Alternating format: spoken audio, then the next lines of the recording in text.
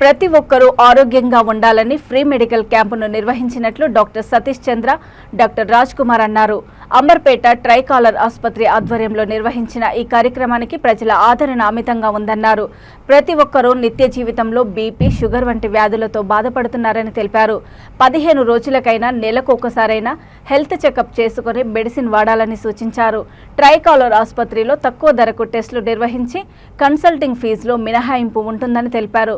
ప్రతి ఒక్కరూ ఈ అవకాశాన్ని సద్వినియోగం చేసుకోవాలని కోరారు. నేను ట్రైకలర్ హాస్పిటల్ అంబర్పేటలో మెడికల్ సూపరింటెండెంట్గా వర్క్ చేస్తున్నాను.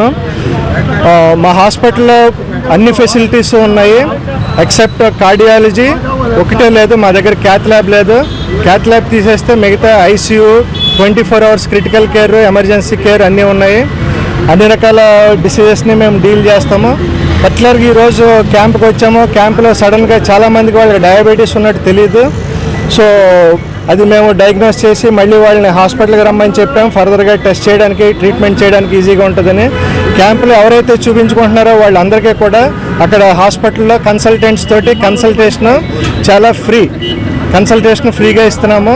ప్లస్ టెస్టుల్లో కూడా బాగా డిస్కౌంట్లు ఇస్తున్నాము. క్యాంప్ పేషెంట్లని ఎంకరేజ్ చేయడానికి, ప్లస్ పబ్లిక్ అవేర్నెస్ కోసం కూడా క్యాంప్స్ చేస్తున్నాం మేము. మా ఇంటెన్షన్ ఏంటంటే ట్రైకాలర్ హాస్పిటల్ నుంచి ఫ్రీ సర్వీస్ ఇచ్చి అందరూ కూడా మంచి హెల్తీగా ఉండేటట్టు విత్ లెస్సర్ అమౌంట్స్తో మేము ట్రీట్మెంట్ ఇవ్వాలని మేము అనుకుంటున్నాము. అందరూ కూడా ఇవాళ ఫ్రీ క్యాంప్ పెట్టాము. ఫ్యూచర్లో కూడా మేము కొన్ని క్యాంప్స్ కూడా కండక్ట్ చేద్దాం అనుకుంటున్నాము. హాస్పిటల్ కూడా మేనేజ్మెంట్ చాలా కోఆపరేట్ చేశారు.